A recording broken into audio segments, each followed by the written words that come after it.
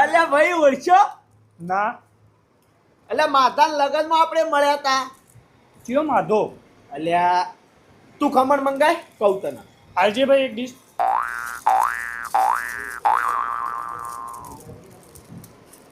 આપણે માધાના લગ્નમાં મળ્યા હતા યાદ? ના